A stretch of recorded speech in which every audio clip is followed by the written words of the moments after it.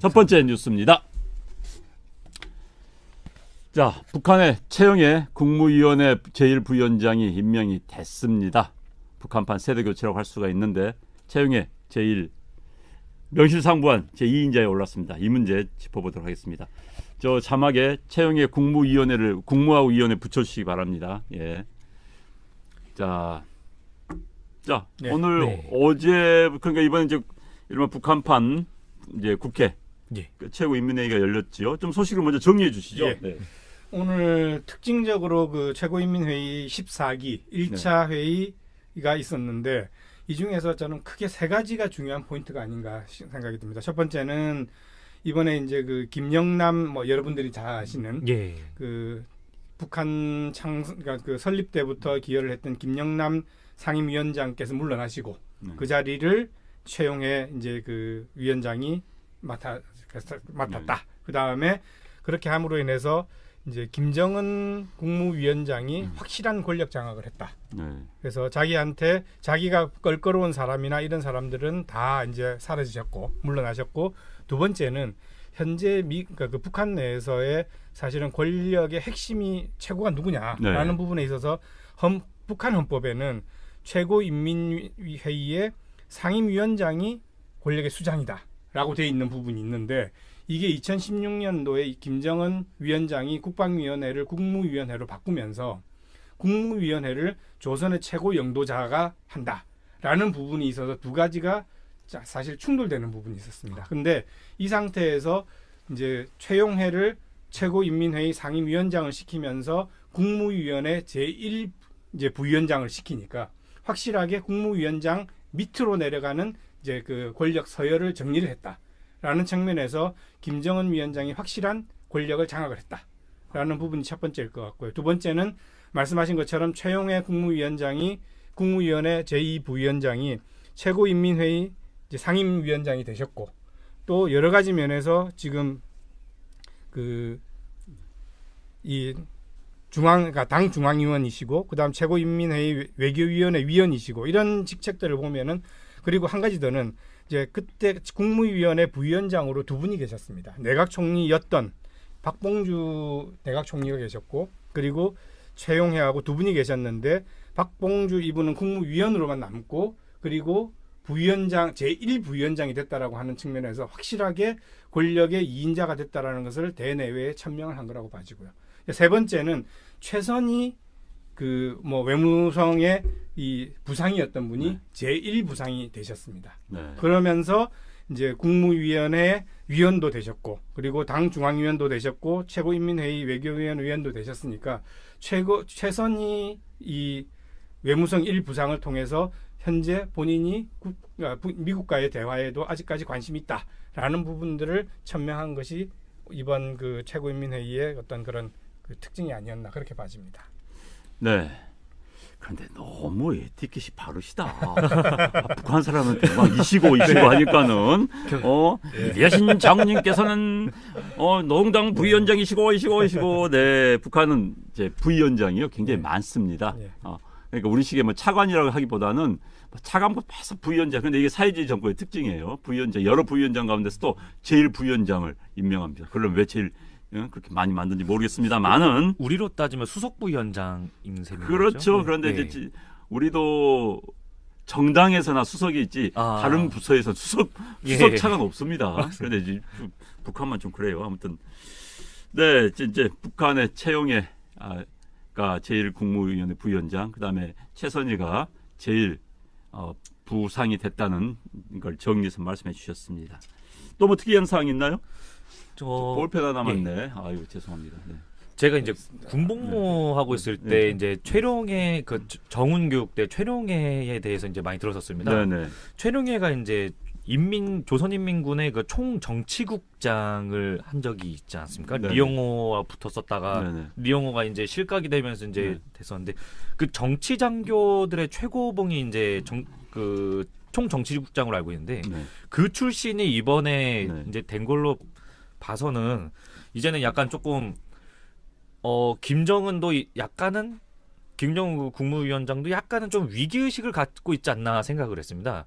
리영호 같은 경우는 일단은 그 연평도 포격전에도 이제 가담된 사실이 있었고 그래서 약간은 온건파가 강경파들은 이제 조금 약간 제끼고 그러니까 죄송합니다. 치우고 온건파들로 온건파들로 이제 내각을 좀 구성하려고 하지 않나라는 생각이 좀 들었습니다. 네. 뭐 네. 그리고 이제 한 가지 더 특징은 내각 총리로 김재룡이라는 분을 내각 총리로 이번에 이제 선출을 했습니다. 네. 그러니까 지금까지 있었던 분 아까 그 세대 교체를 말씀하셨는데 김영남 전 상임위원장이 91세 그리고 최고인민회의 의장이셨던 최태복 의장이 전 의장이 88세 네. 그리고 전 내각 총리였던 박봉주 씨가 80세 네. 이렇게 해서 나이 드신 분들은 이제 물러가고 젊은 사람 위주로 세대 교체를 하면서 어떤 새로운 그 내각을 꾸며 나가는 그런 모습들을 이제 저희가 몇 볼 수 살이죠? 있다고 김재룡이랑 최영애는? 김재룡 씨에 대해서는 나오 있는 바가 없고요. 네. 최영애는 60대 초반쯤 될 겁니다. 네, 네네. 예. 자 이제 최영애는 이른바 북한에서 말하는 혁명혈통의 대표 주자격이죠. 예. 그러니까 잘 나간 집안 출신입니다. 왔다 갔다 한때는 뭐 군의 정찰국 정치국 예, 정치국장 하다가 그다음에 또 이른바 하방이 돼가지고 저희 노동자도 갔다가 왔다 갔다 하는 문제 인물인데 자 그럼 북한에서 이게 이제 뭔가 변화를 주겠다는 것 같아요. 지금 북한 자체가 북한 어떻게 전망해 볼 수 있을까요? 이거 지금 미국과의 협상이 제대로 안 될 것이라는 걸 보고 물과 공기만 있으면은 우리는 살 수 있다라고 하는 자력갱생을 계속 주장을 하고 있는 것 같습니다. 그런데 이게 뭐 자기들의 그 주민들을 현혹하기 위한 방법이지 물과 공기만으로는 못 사는 거 아닙니까? 그리고 이제 뭐 고난의 대행군이라 그래서 90년대 뭐 거의 100만, 200만의 어떤 그런 주민이 이 기아로 죽었다라고 하는 그 당시의 기억을 알고 있고 그렇기 때문에 주민들의 폭동이라든지 아니면은 어떤 봉기를 방지하기 위해서라도 지금 뭔가 새로운 시도를 하려고 하는 거는 같은데 저는 쉽지 않을 거라고 봐집니다. 왜냐하면은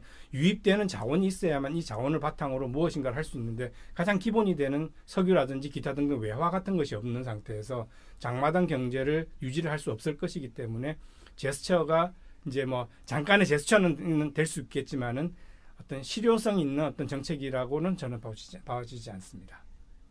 저는 약간 좀 신기하게 보는 게 원래 최룡해가 그 장성택의 오른팔이었지 않습니까?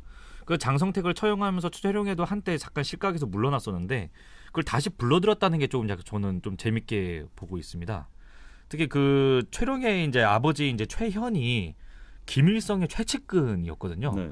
근데 김영남도 사실 최측근이긴 하죠. 그 김씨가 3대를 모셨던 거의 약간 조금 가문의 약간은 보좌관 느낌으로 살았는데 근데 그 사람이 이제 해임이 이제 그 은퇴를 해버리고 그 제 2인자 자리를 최룡해를 불렀다는 걸 보면 약간은 위기의식을 느꼈다고 약간 예상이 되기도 하는데 이거 어떻게 생각이 드시나요? 제가 봤을 때는 좀 자기가 좀 위기의식을 좀 느낀 것 같은데 김정은이 요새 하노이 가서도 빈손으로 돌아오고 하니까 내부에서도 좀 불만이 많을 거라고 생각이 그러니까 이제 북한을 보는 시각이 두 개가 있어요. 이제 1. 김씨 일가는 절대 권력을 갖기 때문에 누구도 덤비지 못한다. 마음대로 하는 진짜 절대 권력자를 하는 시각이 하나 있고요. 두 번째는 그래도 군은 의식하지 않겠느냐라는 또 북한 엘리트식 의식하지 않겠느냐 두 개가 있습니다. 그런데 이제 저는 두 개를 다 해설할 수 있다고 봐요. 그러니까 북한의 김씨 일가는 절대 권력을 가지고 있습니다. 신입니다. 그래서 아무도 도전을 못합니다. 그러나 군에 대해서는 약간 껄끄럽다고 할까요? 약간 어려운 입장은 분명히 있을 수가 있습니다. 약간 두려움도 있을 수가 있죠. 그래서 이 김정은 정권 들어와가지고 군부 인사들을 가지고 놀았습니다. 별을 갖다 붙였다 뗐다 계속 한 거예요. 북한에서는 이제 군의 제1인자가 정치국장이 총정치국장, 2인자가 총참모장, 3인자가 우리의 국방부 장관, 인민무력부장입니다. 우리하고 틀려요. 그러면 총정치국장이나 총참모장을 앉혔다 별 뗐다 해서 몰아냈다가 다시 이걸 계속 반복을 합니다. 그러면서 길을 잡는 겁니다. 그런데 이제 그 와중에 최영해도 한 대상이었습니다만 맞습니다. 역시 최영해가 가장 믿을만하다는 결론을 내리고 제일 부위원장에 주지 않았을까 싶습니다. 그러니까 최영해가 이제 충성도를 확인을 받은 것이죠.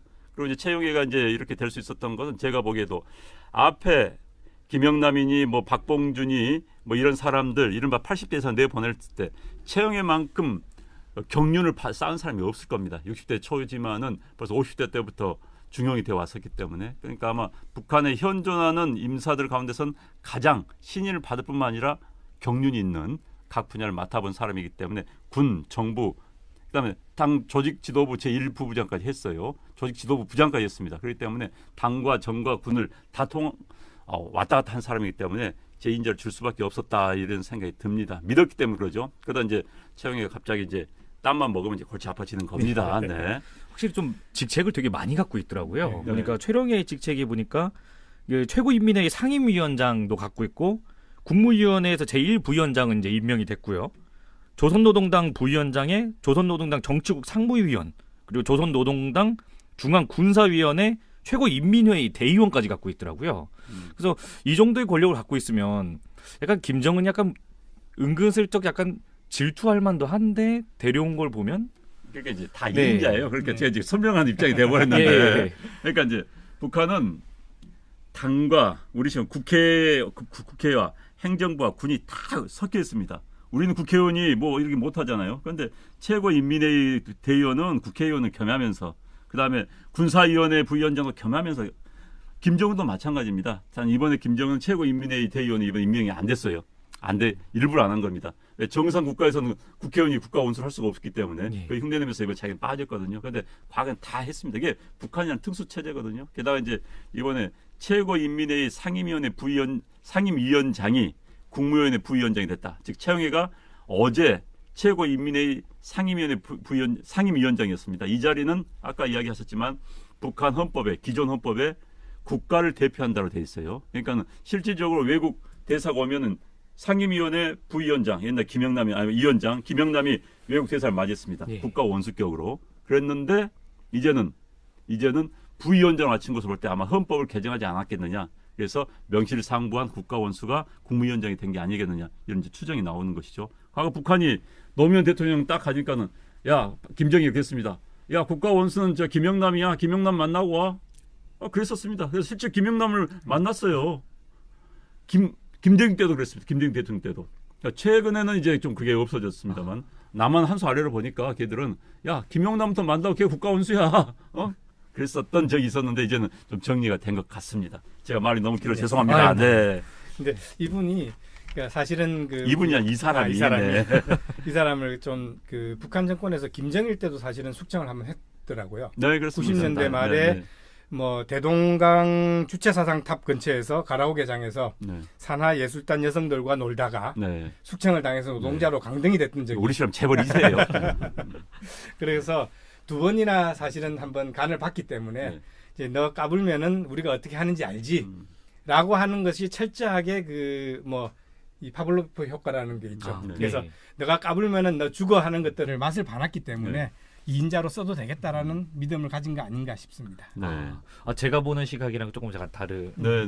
그러니까 저는 아까 말씀드린 것처럼 이제 김정은이 약간은 약간 질투이자 두려워할 수도 있는 대상이라고 생각을 해서 약간 조금 먹이주기식으로 이제 달래주려고 약간 불렀다는 생각을 좀 했었는데요. 오늘 기사 보면서 저라면 노동자까지 강등됐으면 저 사람은 와신 상담할 것 같거든요. 너 언젠간 두고 보자 이런 식으로 나올 것 같은데. 신 앞에서 못합니다.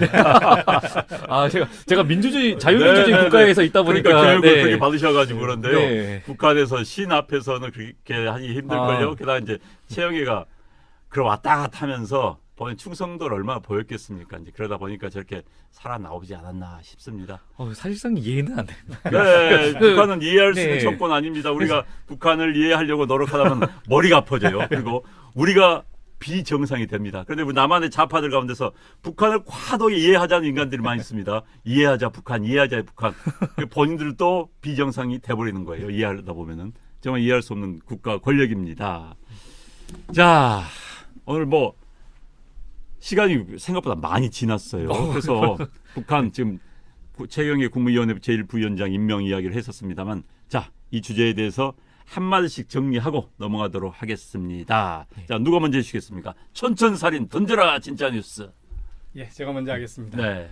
강화된 권력으로 새 변화를 추구하지만은 쉽지 않을 거다라고 보는 게 제 생각입니다. 쉽지 않을 것이다. 김정은 앞날 어렵다. 예. 네, 어려울 것 같네요. 네.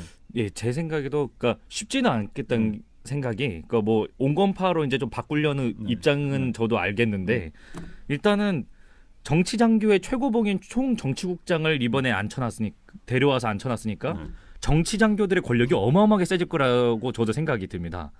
그럼 안 그래도 아까 말씀했다시피 권력의 1인자가 정치국장들의 최고봉인데 그 사람 거기 출신을 데려다가 내각 2인자를 앉혀놨으니 정치 장교들의 힘은 더 세질 것이고 아마 북한 체제가 바뀌려고 한 그 지금에서 이제 개선될 의지는 있겠지만 쉽지 않겠다고 저도 생각이 듭니다. 한마디 말씀드릴까요? 예.